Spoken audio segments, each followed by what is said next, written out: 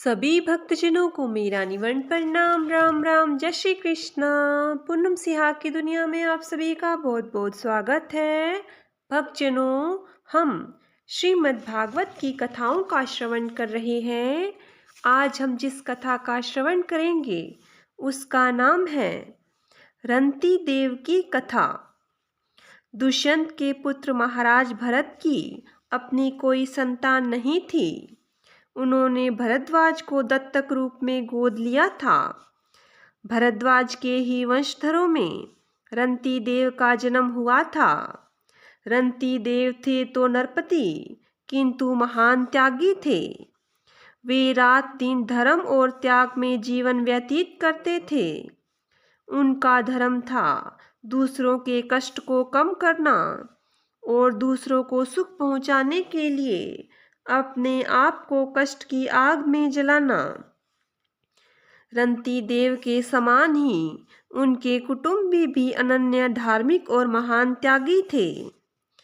रंती देव अपने जीवन के प्रति सदा निरासक्त रहते थे।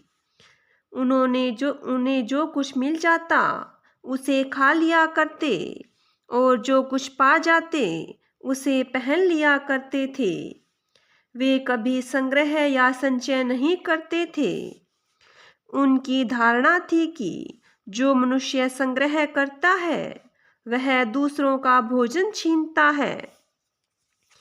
एक बार रंती देव को कई दिनों तक न तो भोजन मिला न पीने के लिए जल ही मिला। उन्हें और उनके कुटुंबियों को कई दिनों तक बिना भोजन और जल के रहना पड़ा था। कई दिनों के पश्चात रंती देव को कहीं से कुछ भोजन और जल प्राप्त हुआ था। वे भोजन और जल को अपने कुटुंबियों में बांटकर खाने के लिए आसन पर बैठे। रंती देव हाथ के ग्रास को मुख में डालने ही जा रहे थे कि एक ब्राह्मण आ पहुंचा। ब्राह्मण ने रंती देव की ओर देखते हुए कहा, महाराज, कई दिनों से भूखा हूँ, कुछ खाने को दीजिए। रंती देव ने अपने भोजन में से थोड़ा भोजन ब्राह्मण को दिया। ब्राह्मण भोजन पाकर तृप्त होकर चला गया। उसकी तृप्ति से रंती देव को ऐसा सुख प्राप्त हुआ मानो वह तृप्ति उन्हें ही मिली हो। ब्राह्मण के जाने के पश्चात रंती देव ने पुनः कौर मुख में डालने के लिए उठाया, किंतु वे मुख में डाले उससे पूर्व ही पुनः एक भूखा ब्राह्मण आ गया। उसने भी उन्हें अपना पेट दिखाते हुए उनसे भोजन की मांग की। रंती देव ने उसे भी भोजन देकर तृप्त किया। जब वह चला गया तो वे पुनः भोजन करने के लिए बैठे, किंतु वे भोजन करे उससे पूर्व ही पुनः एक भूखा मनुष्य आ गया। उसने भी रंती देव से भोजन के लिए याचना की। रंती देव ने उसे भी भोजन देकर सुख पहुंचाया।